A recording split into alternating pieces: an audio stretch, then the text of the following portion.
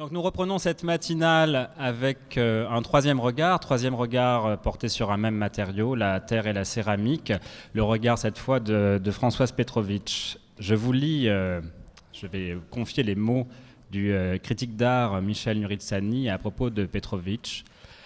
On pourrait parler de la Petrovitch Touch comme on parle au cinéma de la Lubitsch Touch, cette façon subtile de dire tout sans insister, sans déménager toute l'arrière-cuisine, en parlant d'autre chose, avec esprit, en s'amusant soi-même et en s'amusant les autres, quitte à ce que ce soit avec un zeste de perversité, mais perlé, un rien de cruauté, mais charmante et jolie, question de politesse ou d'humour ou de tenue.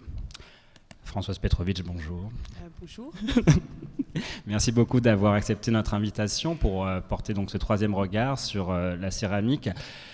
Alors, vous aviez aussi confié à une époque au critique d'art Michel Nuritsani cette petite phrase qu'on peut extraire en dehors de son contexte, qui n'est jamais très bon. Je me fiche de la technique et j'ai envie de dire on vous croit et on ne vous croit pas.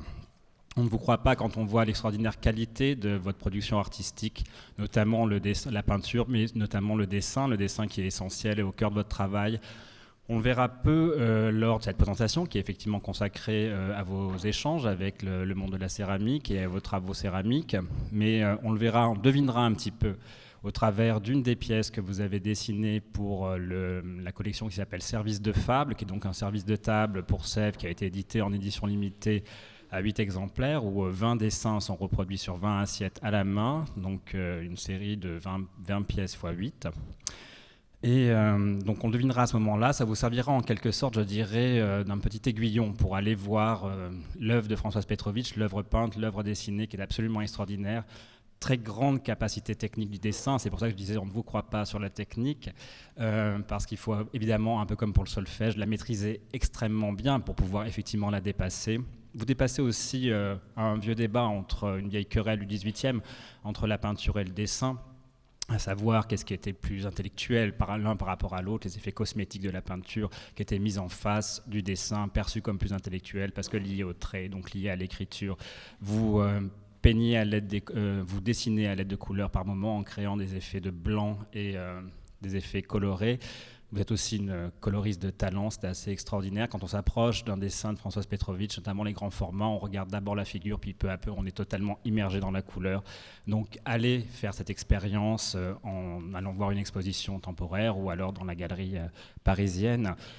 Je me fiche de la technique, on n'y croit pas aussi parce que vous avez une grande capacité en tant que graveur. Vous enseignez la gravure à Duperré depuis maintenant 15 ans à l'école. Non, c'est l'école Estienne. L'école Estienne, pardon. C'est parce que je lis pas mes notes aussi. Et après, on vous croit par rapport à je me fiche de la technique, c'est aussi parce qu'il faut entendre cette phrase comme un côté où je ne me limite pas. Si quelque chose m'attire, m'intéresse, je ne vais pas me contraindre à un seul médium, je vais aller essayer, même si je n'ai pas toute la compétence technique derrière, je vais échanger, collaborer avec d'autres personnes. Vous êtes d'ailleurs utilisé beaucoup d'autres médiums. En 2007, vous commencez à travailler avec la vidéo notamment. Et donc la céramique à différentes reprises, et puis par la céramique aussi, collaboration avec le Centre international d'art verrier à Meisenthal en 2006. C'est par la céramique que vous êtes arrivé au verre. Et donc je tenais à insister sur cette œuvre dessinée, cette œuvre peinte de Françoise Petrovitch. Et maintenant, nous allons donc rentrer dans le cœur du sujet, ou le cœur de la matière plutôt, avec effectivement votre travail qui implique de la terre et la céramique. Merci beaucoup de nous avoir rejoints pour cette matinale. Oui, alors donc comme le disait Hugues, j'ai préparé des images qui sont évidemment que le travail de terre, puisque c'est le mot terre que je trouvais d'ailleurs intéressant dans l'intitulé de l'Académie des savoir-faire. Je trouvais ça intéressant de revenir au matériau comme ça. Et ce matériau se déploie avec plein de sens et de personnes surtout différentes. Donc là, j'ai réduit à la terre.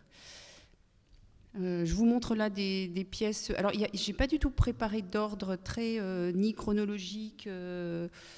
J'ai l'impression que c'est un peu... c'est un ordre un peu plus visuel. Là, c'est des pièces récentes. Alors, vous voyez un oiseau, ça s'appelle Oiseau. c'est plutôt traité comme une flaque. Donc il y a cette idée de... Vous allez voir que l'émail est très très important dans mon travail de céramique. D'ailleurs je dis céramique, je dis jamais céramique, c'est je sais pas trop quoi, de sculpteur. Et c'est l'émail qui finalement a une force presque peinte. J'ai été... D'abord je suis allée vers ce matériau par l'émail. J'ai été fascinée par le recouvrement, par cette couleur, cette glaçure finalement. Et c'est cette glaçure qui était près des dessins, des lavis, des transparences, de la peinture. Et c'est cette glaçure qui m'a fait aller vers le volume.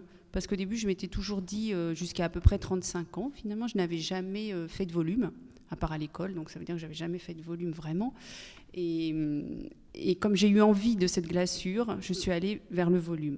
Et je m'étais dit, jamais, moi, le volume, jamais je travaillerai le volume. Je ne vois pas en volume. Et c'était assez intéressant, finalement, qu'un matériau vous amène à penser autrement le dessin aussi. Voilà. Donc ça s'appelle « Dans mes mains ». C'est toute une série de pièces autour d'une idée comme ça d'intimité, c'est-à-dire quelque chose qui est préservé, qui est dedans. Lui, je l'ai surnommé Calimero, parce qu'il y a un côté très... C'est une pauvre petite chose, comme ça. Alors, c'est toujours ça peut être très petit, ça peut être très grand, ça peut être multiple, ça peut être unique. Ça se déploie, vous allez voir, d'une manière... dans mes mains aussi. Alors, évidemment, par rapport à un dessin, quand j'aborde ce matériau, il y a une unicité, c'est-à-dire que l'émail fait que la pièce devient... il y a une grande cohérence entre l'humain et l'animal, donc il y a quelque chose qui recouvre et qui prend tout en dedans. Donc il y a ce rapport comme ça très, très fort du matériau, c'est-à-dire que ça fait en sorte qu'on distingue beaucoup moins, qu'il y a une cohérence très forte, je trouve, dans le matériau terre, utilisé comme ça. Avec... Là, le dessin, j'ai envie de le retrouver dans le noir. Vous voyez ce noir coupé comme ça, ce noir mat. Donc là, c'est volontairement la terre crue, noircie. Et il y a ce rapport comme ça au dessiné qui est dans la couleur. Là, c'était une vue d'exposition au musée de la chasse et de la nature, où j'avais réalisé une exposition en 2011, où j'avais investi le musée, totalement le musée, pendant 5 mois. Et donc, il y avait des pièces qui venaient perturber comme ça, comme des indices qui venaient perturber la muséographie. Ça, c'est un lapin témoin. Donc, c'est des personnages assez muets qui regardent, qui observent. Alors, de l'humour, évidemment. Hein, voilà. Là, c'est une pièce, c'est un lapin un peu plus gros. Il a été réalisé à Sèvres. Donc... une sentinelle, ce que j'appelle les bambines. Alors, il faut que je parle un peu avec qui je les ai faits chaque fois. C'était l'objet de ma question. Ah oui, d'accord. Alors, c'est un peu... Alors, les premières, celles-ci, elles sont faites... je les modèle à la maison, à l'atelier. Et ensuite, elles sont émaillées avec une potière céramiste qui habite à côté de chez moi, qui s'appelle Teresa Timmermans. Et on travaille ensemble depuis plusieurs années.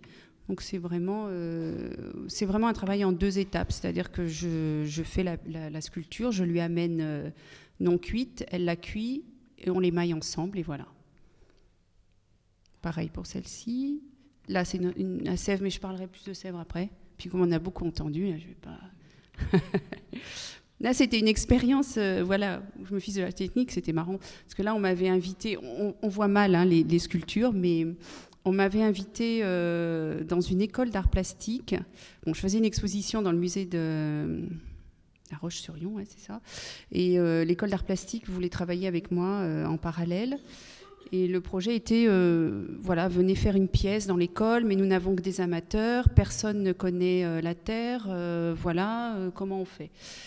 Et donc j'ai un peu embarqué les personnes qui étaient là pour réaliser une pièce ensemble, c'est-à-dire qu'on a construit ces 3 bambines et forcément c'est des personnages un peu déformés, un peu grotesques, un peu sur le côté, un peu... Parce que je pouvais pas, c'est un peu la seule fois où j'étais pas dans la maîtrise complète moi de la forme. Et voilà, et on a pu tenter des expériences d'émail. Là c'était aussi une musée de la chasse, c'est une toute petite boîte à pilules qui s'ouvre. Je l'avais placé dans une vitrine. Alors les guépards ne sont pas de moi, hein, c'est des petits porte-couteaux là. Et puis j'avais mis ce petit cul à moitié là, enfin renversé. Et donc quand on ouvre la boîte, il y a un noir peint au fond de la boîte. Donc c'est comme un trou comme ça. Il y a une petite découverte quand même. Le volume, ça peut être aussi intérieur.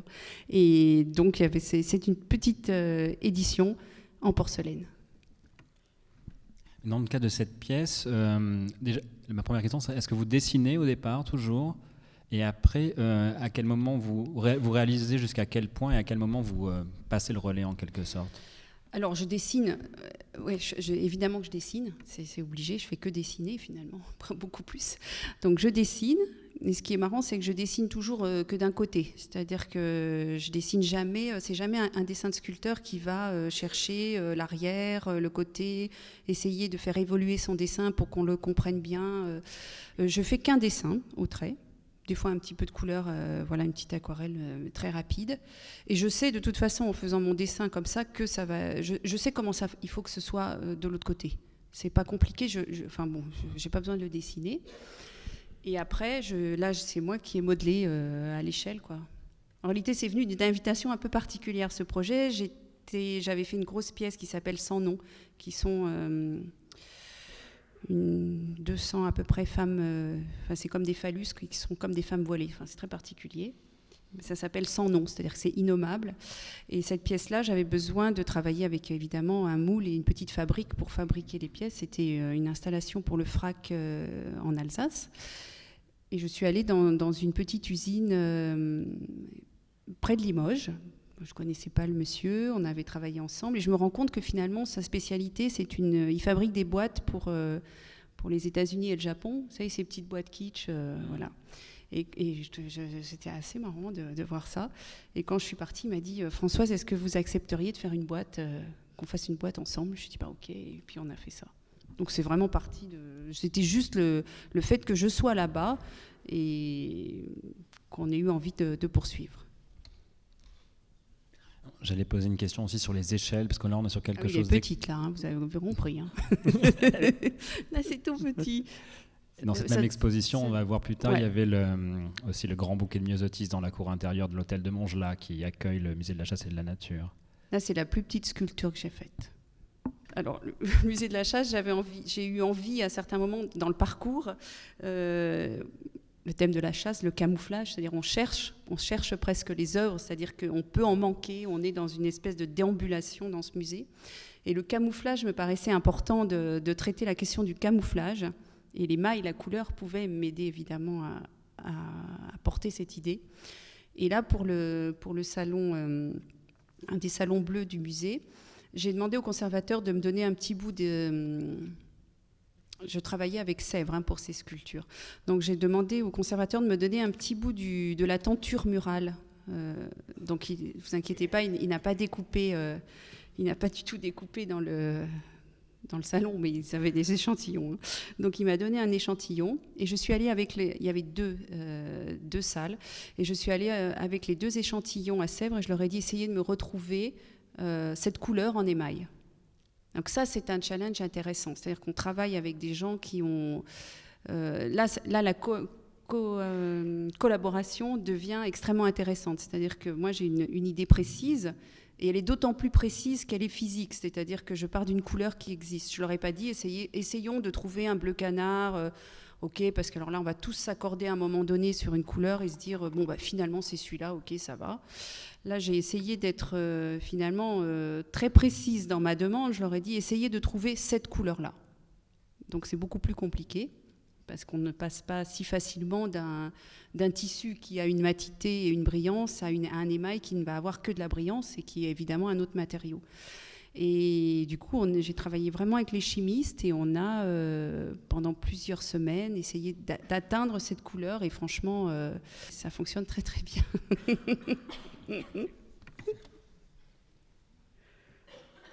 Pareil, donc là, voilà, une des pièces qui était installée dans dans les tiroirs comme des découvertes. Et l'émail, finalement, permet ça. Parce que comme il y a quelque chose de... Enfin, moi, j'ai toujours trouvé, et je trouve encore, évidemment, l'émail très magique, parce qu'il y a il y a quelque chose de très, très irréel dans l'émail. En tout cas, dans la façon, moi, que j'ai envie de le traiter. C'est-à-dire que c'est une surface qui est... C'est presque des non-couleurs. C'est-à-dire que c'est des couleurs qui existent très, très peu dans le réel. Elles sont très brillantes. Elles sont très changeantes. Il y a un moirage un peu presque vraiment qui est interne à la couleur même, à la matière. Et il y a un effet comme ça de merveilleux dans l'émail qui permet de déréaliser l'objet, qui permet d'être beaucoup moins terre à terre. Et ça, voilà, ça s'y prête. Et puis alors traiter un pistolet voilà, avec l'émail, c'est un peu des contre-pieds dont tu parlais au début. C'est cette idée d'un voilà, il n'est pas du tout dangereux. Là, c'est une autre vue d'exposition. J'avais été invitée au château de Tarascon, qui est un château médiéval avec vous avez vu l'épaisseur des murs, très beau château, des grandes pièces. Alors, on était plusieurs, c'est une exposition collective, et puis on me dit oui, il faut que tu interviennes dans plusieurs pièces, il faut mettre des sculptures. Et puis devant cette force des espaces, j'ai eu envie justement de jouer le contrepoint et d'avoir une toute petite sculpture et qu'on ne puisse pas rentrer dans la salle et qu'on puisse... Ce que vous voyez là, c'est ce que vous voyez... c'est-à-dire qu'on ne pénétrait pas dans la salle. Il y avait une porte, je fais mettre un plexi voilà, à hauteur d'homme et on pouvait donc voir...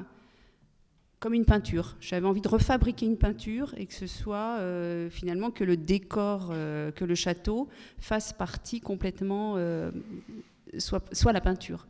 Et surtout que la position du spectateur était donnée par l'espace même. En fait, on est presque obligé de se situer à cet endroit-là, à l'endroit où a été prise la photo.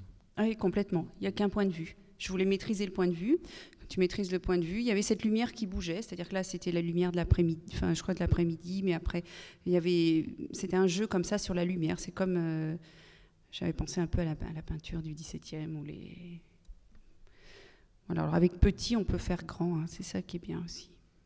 C'est plus valable, cette chose-là est beaucoup plus valable dans le dessin, évidemment. Mais comme je viens du dessin, je m'amuse, je fais des très très grands dessins sur les murs qui peuvent faire 8 mètres de haut. Je fais évidemment de la gravure qui est extrêmement minutieuse donc, et toute petite. Et cette grande liberté de pouvoir être petit, être grand, j'aime bien aussi m'amuser, essayer de pousser le matériau céramique avec la même chose. Là, je triche un peu, évidemment. Hein. Je n'ai pas rempli la pièce, mais on remplit la pièce par la lumière. Autre intervention aussi dans une exposition collective, où là, là vous voyez un petit bout d'un dessin, et voilà, c'est pour figurer des présences. Il y a des pieds au sol. Des pieds chaussures, je ne sais pas comment on les appelle ceux-là. Voilà, alors du coup, j'ai coupé avec quelques vues d'atelier, parce que je me dis c'est pas mal aussi, hein, terre, faut montrer la terre. Comment se passe justement, j'aimerais peut-être là faire une petite parenthèse par rapport à un moment de l'œuvre de Françoise. Il y a aussi une autre trame qu'on peut trouver qui est la question de la spontanéité. On la comprend bien avec le dessin parce qu'il y a une économie de moyens. On peut partir avec son carton à dessin sous le bras, quelques crayons et dessiner, s'arrêter, faire un croquis ou autre sur un petit carnet. Et on le retrouve aussi dans une pièce qui est une œuvre en soi, qui a été une installation et après un livre. Donc c'est Radio Petrovitch, c'était en 2000. Et ça parle aussi beaucoup de cette question de la spontanéité. Donc en 2000, Françoise décide à la date de son anniversaire d'entamer une année. Et en plus, ça fait un clin d'œil par rapport au directeur pédagogique et le designer invité cette année, Guillaume Bardet, au travers de son projet L'usage des jours, où il dessinait une pièce par jour qui allait être par la suite réalisée par 14 céramistes. Françoise, donc, en 2000, commence au mois de mai à dessiner 2 dessins par jour, donc 730 dessins au bout d'un an. Le premier est donné, et là, c'est là où vous avez toute cette notion de spontanéité aussi, en allumant la radio, France Inter, je crois. Et donc réagir directement à la première information entendue et produire un dessin. Un second dessin dans la journée vient compléter, non pas compléter ce premier, mais en tout cas chaque journée provoque 2 dessins. Le second dessin est plus lié une histoire personnelle au rapport, l'humeur du jour, le sentiment propre et singulier, non pas par rapport au premier dessin qui est plus dans une forme d'objectivité donnée par l'information à la radio ou la première phrase entendue en l'allumant. Et donc ce rapport à la spontanéité au travers du dessin, sa rapidité par moment si on le souhaite, comment on arrive après, est-ce qu'il y a une forme de frustration quand on vient s'affronter à la matière, aux 3 dimensions de la céramique ? Oui, il y a cette question de mise en œuvre de la sculpture. Enfin, je dis la sculpture, je ne sais pas, les mots, de toute façon c'est compliqué, mais comment on passe tout d'un coup... Ça, c'est vrai quelque chose de très naturel pour moi dans le dessin, de très immédiat, qui peut être très rapide même sur les grands formats. Et avec la terre, voilà, il y a ce travail en étapes aussi, qui est très très important. C'est-à-dire que tout d'un coup, on est dans un matériau qui ralentit le temps. Et ça, c'est propre à c'est pas uniquement ce matériau, mais évidemment, c'est propre à la terre, là, de se ralentir. D'abord, attendre un temps de séchage aussi, une première cuisson, une deuxième cuisson. Donc, on est dans un temps décomposé d'étapes. On est dans vraiment ce moment qui n'est pas je pense, je fais, c'est là. Voilà. Donc, ça change beaucoup de choses. Ça change énormément de choses. Et c'est vrai que je suis beaucoup plus proche du modelage, parce que le modelage, évidemment, pour moi, est très près du croquis. C'est-à-dire qu'on a la même dynamique, la même lutte, finalement, la même énergie. Il y a une énergie un peu semblable dans le modelage. Voilà, je ne fais pas des pièces qui sont lissées, poncées. C'est complètement antinomique avec mon geste, quoi. Il y a quelque chose de l'ordre du geste qui est dit comme ça rapidement. Ouais, c'est clair, ouais. Je sais pas, parce que c'est pas évident. C'est très clair. C'est difficile, bon, justement, on parlait de la difficulté de retranscrire par les mots, mais quand il faut effectivement passer le relais à un artisan ou à un céramiste, comment ça se passe à ce moment-là ? Alors ça se passe finalement toujours un peu différemment, parce que moi je travaille avec plein de personnes différentes, plein de...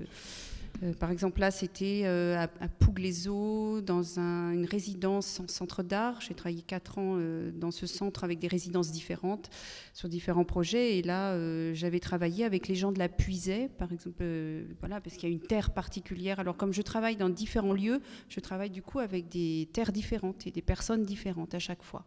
Donc ça va de la manufacture, de Sèvres, de l'IEAC, le centre à Guebwiller, qui est un centre de recherche autour de la céramique et de formation. Teresa qui habite à côté de chez moi, c'est pour ça que je travaille avec elle et qu'elle est très bien. Voilà, c'est aussi des rencontres avec des personnes et des terres et des matériaux. Alors à chaque fois c'est compliqué parce que j'apprends, c'est-à-dire que moi je suis un peu celle qui vient avec une idée assez précise, une vision, une volonté aussi. Je pense qu'il y a beaucoup une question de volonté, c'est-à-dire qu'il faut porter les choses et en même temps il faut porter les choses et les porter avec une grande humilité par rapport à la personne qui a la compétence technique vraiment en face de moi. Donc c'est un jeu d'équilibre, c'est vraiment un jeu d'équilibre entre...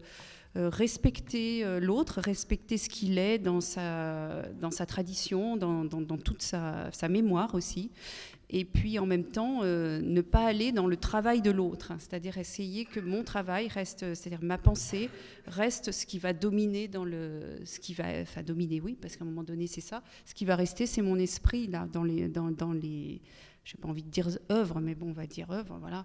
Donc c'est cette pensée-là il faut pas que je perde ce fil-là. Et c'est toujours ça qui est difficile. Alors il y a des personnes avec qui je sens que ce sera pas possible. C'est très rare, mais parfois il y a des gens, on sent que c'est pas possible parce qu'ils n'ont pas envie de ce dialogue. Ce dialogue est impossible pour eux. Donc voilà, il faut à ce moment-là, il vaut mieux se retirer parce que c'est dommage de perdre du temps et l'un et l'autre. Et puis sinon, en même temps, quand c'est un vrai dialogue fertile, j'ai envie de dire que là, ça se complète. C'est-à-dire que c'est ça qui est génial. C'est-à-dire qu'à ce moment-là, c'est vraiment, on rebondit et on est vraiment dans une création qui s'active et qui s'auto-active et du coup, c'est excitant, quoi. Et puis c'est surtout aussi la chose la plus difficile, là où on voit que ça va fonctionner ou pas, c'est le rythme. C'est-à-dire qu'il y a comme un rythme de travail. C'est très important, c'est-à-dire que quand on modèle ou quand on travaille avec ses mains, on a un rythme de déploiement dans l'espace, c'est-à-dire que Voilà, il y a des gens qui sont très très lents, il y a des gens qui sont très rapides, trop rapides ou trop lents. Et à un moment donné, il faut s'accorder. C'est-à-dire que je pense, je touche, tu vas, on fait, on bouge. Voilà, c'est quelque chose de presque chorégraphique qui passe pas par les mots, mais qui passe vraiment par un accord, je dirais corporel. À un moment donné, on est en phase, on peut travailler ensemble ou on travaille mieux ensemble que moins parce qu'il y a un rythme qui marche, quoi. Mais c'est comme une discussion, hein, de toute façon. C'est des échanges de pensées. Alors là, ça passe par le corps. Donc du coup, il y a un truc en plus, mais c'est vraiment ces histoires qui sont très importantes dans ces échanges. Et par exemple, pour l'exposition, notamment au Musée de la Chasse et de la Nature, comment fonctionnait ce rythme, cette espèce de mise en synchronisation, je dirais, avec les artisans de la manufacture? Combien il a fallu de temps de préparation avant l'exposition? Là, j'ai eu la chance d'avoir la commande pour l'invitation au musée 2 ans avant le vernissage. Donc ça, c'est très bien, parce que des fois, c'est beaucoup plus court. Et enfin, des fois, ça peut être plus long, mais 2 ans, c'est bien. Et du coup, on a pu vraiment penser les projets. J'ai pu les porter, quoi. Et puis, on a pu les faire. Non, ça, c'est génial. Ça, c'est une autre expérience. Alors, on ne vous verrez pas la pièce finie, parce que je n'avais pas trouvé la photo, mais vous verrez en train de se faire. Alors là, j'ai travaillé avec un potier, le monsieur, donc c'est une sculpture très grande. Enfin, c'est assez grande, on va dire, surtout très lourde, avec le grès à la puisée. Donc il fallait un potier qui soit capable de tourner une grosse pièce comme ça. Parce qu'évidemment, tout le monde ne peut pas tourner, c'est hyper physique, quoi. Donc vous ne verrez pas la pièce, mais vous irez chercher, ça s'appelle Janus. Donc c'est une double. Donc là, c'est le gros pot, je pars d'un gros pot. Et après, voilà, je travaille, je modèle. Après, c'est moi qui modèle, évidemment. Lui, il fait le gros pot. Et moi, je modèle. Et puis là, pour l'oreille, on avait tourné aussi un petit pot. Et c'est devenu, c'est l'histoire des cylindres, finalement, ça sert bien. Et c'est devenu une oreille. Voilà. Donc on s'amuse. Hein. Vous voyez l'échelle, comme ça. Là, c'est une autre pièce qui était dans le multiple aussi. C'est pas un multiple, c'est un unique, mais avec l'éclatement comme ça. Ça s'appelle « Jeter hors d'eux-mêmes ». Ça, c'est la sculpture avant d'être montée. Elle est suspendue, c'est quelque chose de suspendu du plafond. Donc un émail noir, très brillant, égal, et des morceaux. Ça, c'était une commande que j'avais eue pour une école maternelle. 1+1 égale ensemble, c'est le nom. Donc c'est tous des petits pieds. Alors là, je les ai tous faits à la main, ces petits pieds là. J'avais travaillé avec une jeune assistante avec moi. Et on avait tout modelé comme ça. Ce qui m'intéressait justement, c'était de ne pas faire de moule. Je trouvais que c'était intéressant justement que le temps et le fait que chaque figure soit différente amenait la qualité à ce travail. Puisque on était voilà, j'aurais pu décider de faire 4 moules et puis paf, on en fait plein. C'est beaucoup plus rapide, beaucoup plus efficace au niveau de l'économie du projet, évidemment. Mais ça me semblait moins juste, c'est-à-dire ça me semblait intéressant dans une école maternelle. Donc il y a un petit, mais c'est vrai qu'ils allaient tous le regarder comme ça. Que tous soient différents, c'est-à-dire qu'on ait cette qualité, c'est touché à la main, c'est fait à la main. Et ça, c'était important que l'enfant puisse, enfin l'enfant et nous, mais bon, puisse voir qu'il n'y en a pas un pareil. Ça fait aussi partie de pourquoi je fais de la céramique, c'est aussi ce choix-là. C'est-à-dire que la main soit très présente dans la vision de ce qu'on... Voilà. Ça, c'est une autre pièce, un ensemble qui s'appelle La vie en rose. Donc, ce sont des danseuses un petit peu gauches, comme ça, un peu grotesques des fois, qui tournent sur un petit moteur, là, un petit socle. Et il y a un petit enregistrement de La vie en rose. Et elles tournent toutes. Alors, quand on les met toutes, c'est insupportable. Donc c'est plus du tout La vie en rose. mais voilà. Donc ça, j'ai fait tout seul, quoi. Voilà, là on est dans les ateliers à Sèvres. On est sur la Grande Verrière et on est en train de travailler une sculpture que j'ai appelée Le renard du Cheshire. C'est ma première collaboration avec la manufacture. Ce sont des pièces en grès. Phase d'émaillage. tac, c'est bien ça. J'aime bien ce truc. Parce qu'on a le... Finalement, c'est très vrai. rapide. Tout à l'heure, si on parlait de l'émail qui était vilain quand on le mettait, ça marche. Voilà, alors j'ai voulu utiliser là le bleu de Sèvres parce que je me suis dit, quand j'ai été invitée à Sèvres, j'ai dit il faut absolument que je travaille avec le bleu. Pour moi, Sèvres, c'était le bleu. Et donc je suis passée donc par la commission là, comme on a parlé, et je connaissais personne et j'ai fait un dessin qui était donc ce renard du Cheshire. Alors le renard du Cheshire, il n'existe pas, c'est un clin d'œil au chat du Cheshire de Alice. Donc il y a Alice. Attends, est-ce qu'il est... Ouais. Il y a Alice. Là, on voit le dos. Il y a Alice qui tient un lapin dans son dos. Il y a le lapin, un lapin géant qui est dans son dos et le renard couché comme une pelisse. Et j'avais utilisé le bleu, on avait utilisé le bleu de Sèvres comme un espèce d'hématome, comme ça. Ça m'intéressait que le bleu soit comme quelque chose qui palpite, qui vient de l'intérieur, comme ça. Et c'est un bleu à l'âme, quoi, qui est là. Et il y a du bleu aussi de l'autre côté du lapin. Et ils étaient vraiment... ils pouvaient se... Comment dire ? Je les ai dessinés comme s'ils étaient collés, mais ils sont décollés, quoi. Et là, je crois que le seul dessin, mais qui n'a rien à voir avec mes dessins d'ordinaire, mais c'est un dessin de projet, là, qui s'appelle Forget Me Not. Ça, c'est une grande sculpture. Et voilà, donc je pars sur un dessin qui est comme ça.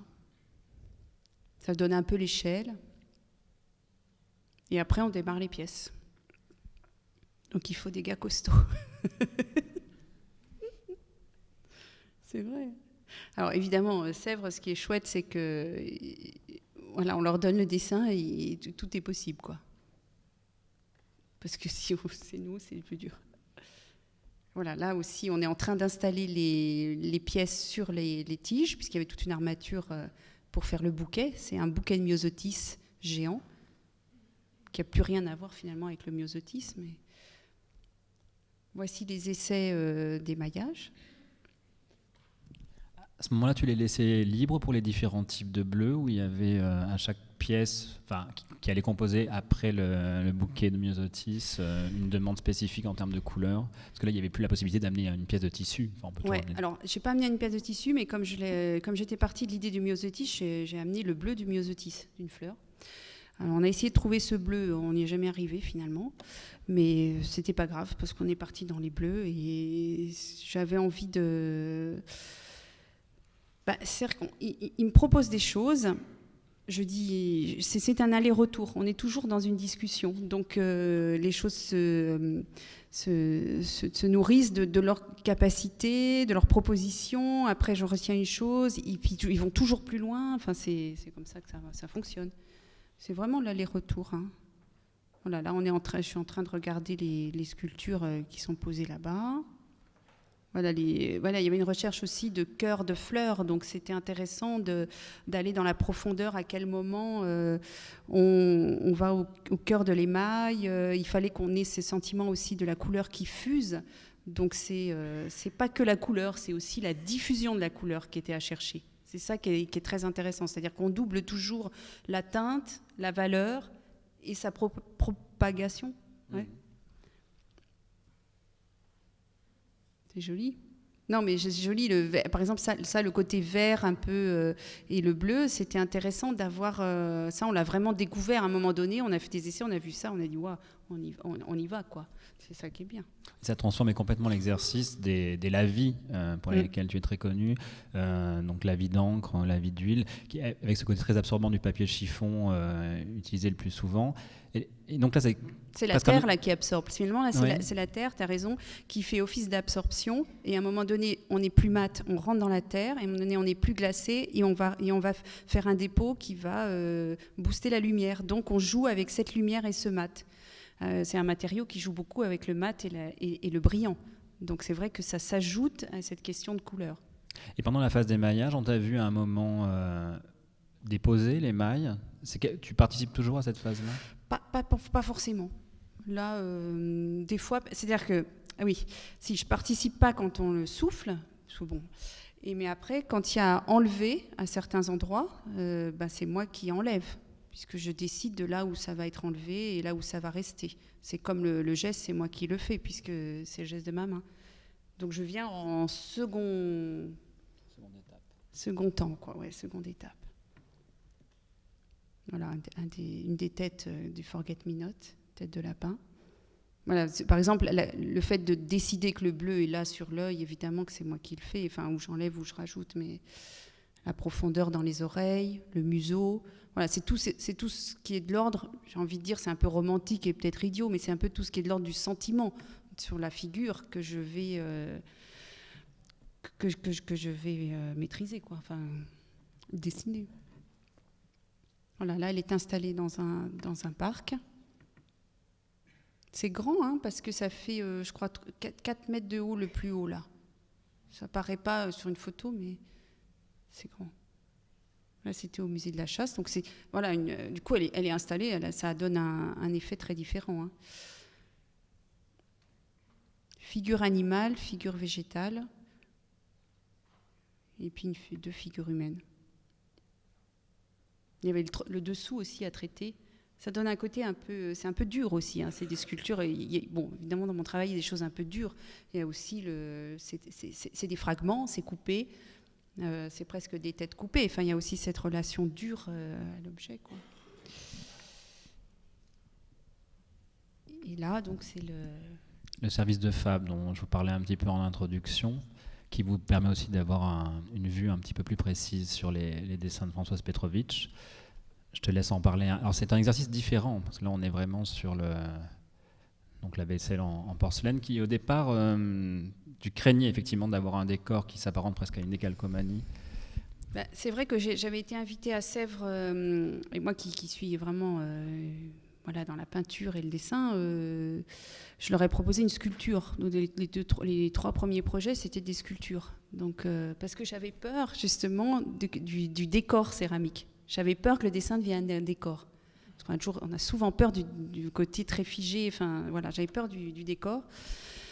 Et puis, on est quand même... on a fait ces 3 projets. Et puis, René Jacques m'a dit, mais ce serait peut-être bien aussi qu'on a envie que ton dessin soit présent.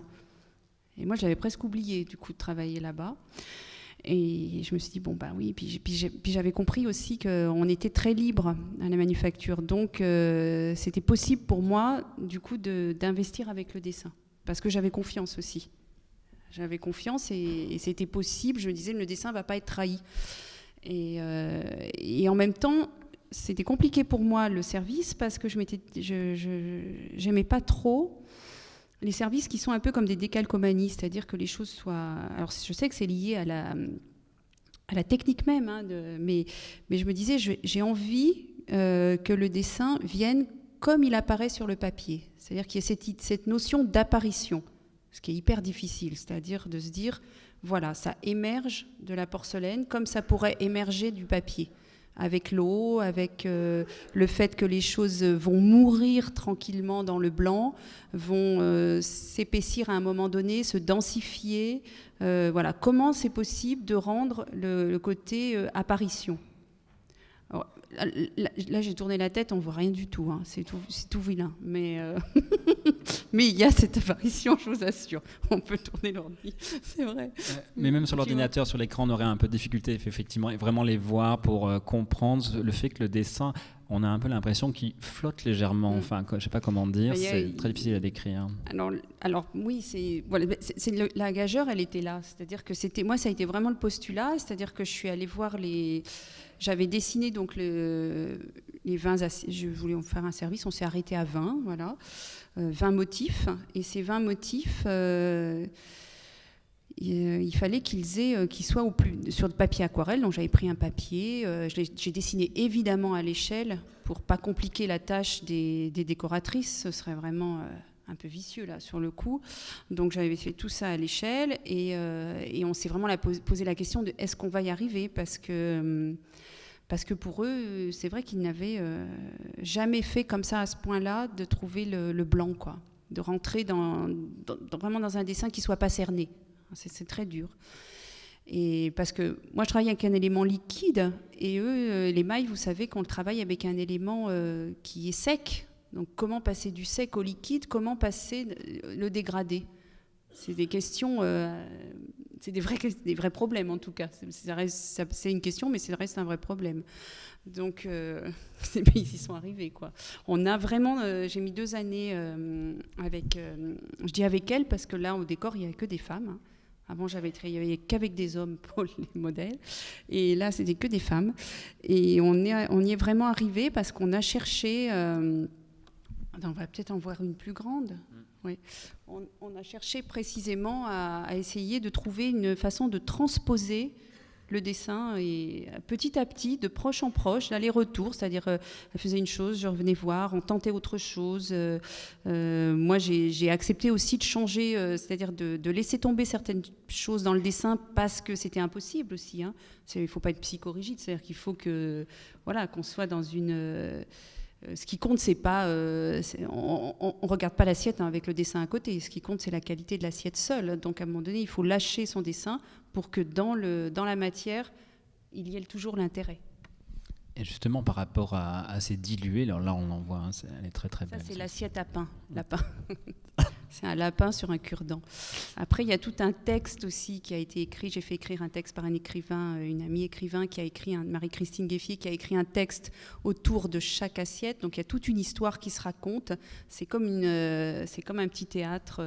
Voilà, on mange dans ces assiettes et en même temps, on se déplace dans une histoire. J'avais envie, évidemment, que ça fonctionne à plat, le service, et qui fonctionne comme ça aussi. C'est-à-dire qu'on ait l'assiette, qu'on ait le souvenir quand on change d'assiette.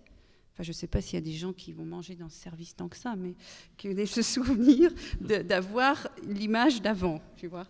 Et puis l'assiette creuse. Enfin, bon, là, ça, c'est une assiette creuse. Donc là, je suis allée du bord au bord. C'était intéressant que le dessin déborde comme un hors-champ, comme un cadrage. Et j'oubliais la forme pour avoir un cadrage. Tout ça, c'est chaque fois, je voulais que ce soit chaque fois différent aussi, qu'on est dans une vision très multiple et très ludique, enfin, qu'il y ait aucun impératif. Cette idée de refuser la décalcomanie, c'était aussi, évidemment, dans mes sujets, dans mes motifs, refuser la répétition, la monotonie, et être plutôt dans l'échange, dans la distribution, dans la non statique, quoi, de la pensée. Enfin... Ce sont aussi des pièces qui fonctionnent en pièce unique et puis avec effectivement l'ensemble sur l'idée du service complètement exposé sur ça se prolonge sur une table. Et le fait de prolonger hors champ là, dans le dessin, ça aide à prolonger, tu vois.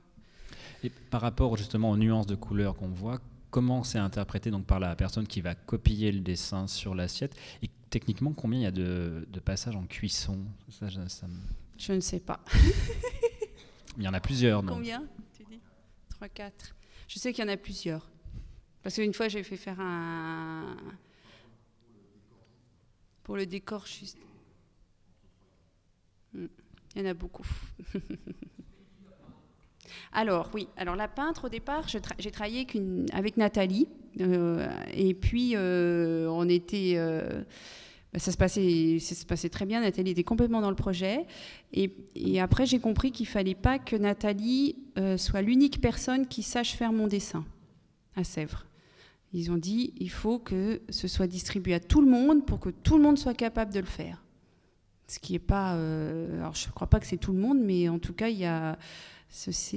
Ouais, voilà, il fallait que c'est un peu l'idée de la manufacture, c'est-à-dire que le savoir-faire se transmette et soit capable d'être enseigné, redistribué, voilà. Ouais, j'avance, ouais.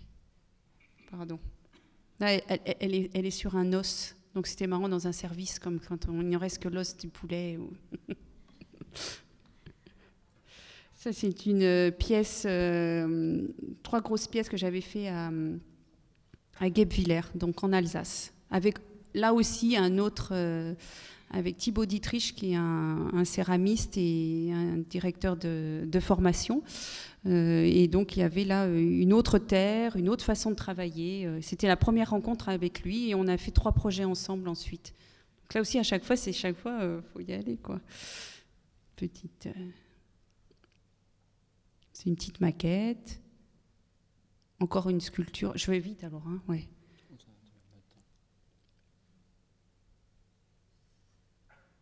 Ah bah, c'est la dernière. Je savais pas. Voilà. Alors, j'avais de mon côté une dernière question qui échappe peut-être un peu exactement au travail directement avec la céramique, mais qui, je trouvais, pouvait bien conclure cet échange, ce regard porté sur le matériau, ou en tout cas sur l'ensemble de ta production. Nancy Houston a souhaité écrire un texte sur ton travail qui sert d'ailleurs d'introduction, en quelque sorte, de préambule à ce catalogue, donc Françoise Petrovitch. Et elle dit que quand elle approche une œuvre, elle a toujours une espèce de musique qui lui vient en tête, elle entend quelque chose, et devant tes dessins ou l'ensemble de ta production, elle n'entend plus que le silence. Et alors, comment tu as lu ce texte ? Bah moi, je l'ai lu.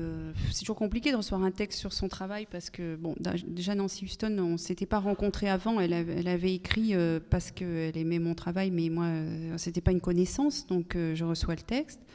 C'est un écrivain, donc je dis rien. Enfin, j'ai rien à dire. Et en même temps, pour moi, c'est aussi la force de la peinture, quoi. Le silence, c'est la force de la peinture.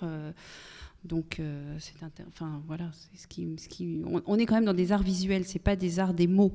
La céramique, la terre, c'est pas des arts des mots. Alors là aujourd'hui, on parle, mais c'est vrai qu'on est plus à l'aise avec le silence pour nous. Et c'est juste, les choses, elles se voient. D'abord, elles se voient en vrai. Ça, c'est super important. C'est-à-dire qu'elles se voient. Il y a une approche physique des choses, et puis il y a une rencontre qui se passe souvent de mots. Voilà. Voilà, alors on va prendre quelques questions.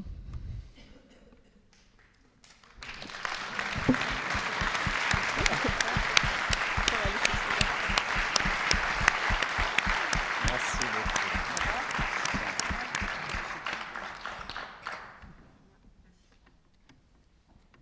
Vous dites, elles se voient en vrai, est-ce qu'on les touche ?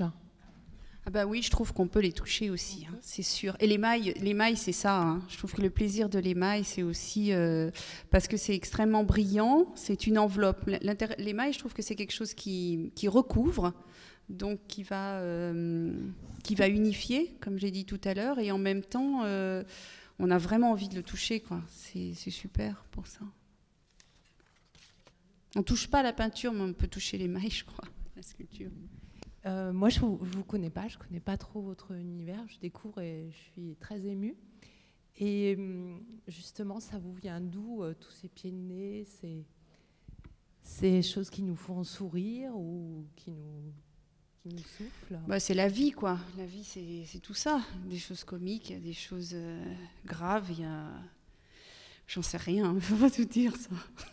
C'est impossible. C'est trop... D'autres questions ? Ce qu'il faut, c'est garder l'esprit, voilà. Parce que là, on est là pour parler de la collaboration avec les artisans aussi. Et ce qui est important, c'est l'esprit, quoi. C'est la pensée. Et il faut garder son. Alors des fois, on peut parler de style, mais j'aime pas parce que le mot style, des fois, est réduit dans un. Il peut être lié à une forme, mais le style, il va au-delà de la forme, quoi. Donc c'est ça qui est génial, quoi. Ça... On a une autre question à l'étage. Le micro est en train de vous être apporté. En temps réel.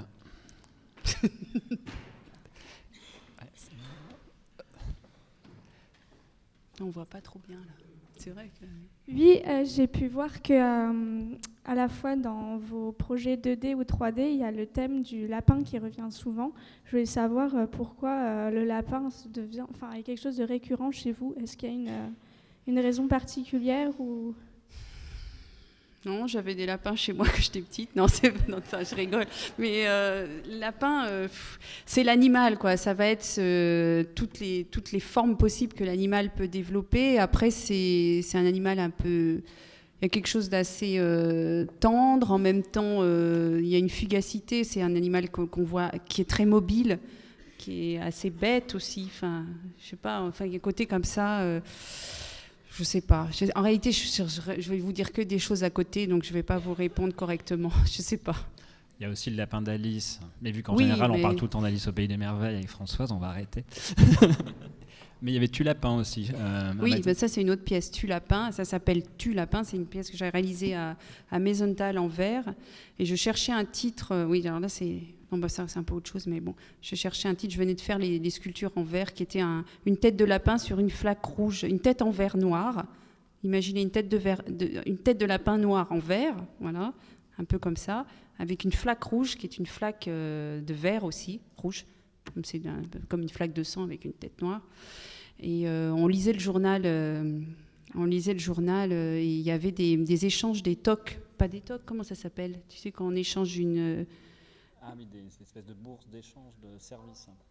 Troc. Oui, troc. On peut avoir un toc d'un troc. Et donc, les gens disaient échange babysitter contre... cherche babysitter contre moi, je sais faire tondre la pelouse et tuer les lapins. Tue lapin. Donc je me suis dit, ça c'est pour moi. On va l'appeler Tue lapin. Ouais, c'est juste ça. Ouais, c'était marrant. Je dis ça parce que finalement les choses elles arrivent parce qu'on est en train de les vivre aussi. C'est ça qui est intéressant. Moi je trouve que faire un travail c'est être vivant, et être vivant ça veut dire être dans le monde d'aujourd'hui. Il y a des perméabilités, c'est pour ça qu'il n'y a pas tant que ça de rigidité. Je suis pas une artiste vraiment de projet qui va décider des choses et qui va les faire réaliser de manière très ambitieuse. Les projets peuvent être ambitieux mais ils vont être toujours dans quelque chose de perméable, de poreux avec le monde, avec ce qui se passe, avec les gens qui sont là. Et moi, ce qui m'intéresse, c'est qu'on soit dans quelque chose de vivant. Donc l'autre m'intéresse aussi dans ce qu'il amène dans sa pensée. Je vais le réinclure dedans. Merci beaucoup. Merci Françoise Petrovitch. Voilà.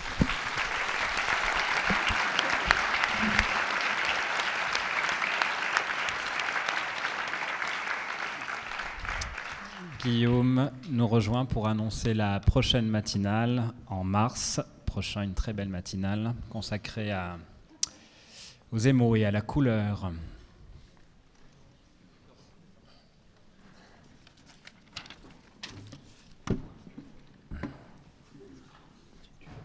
Ouais.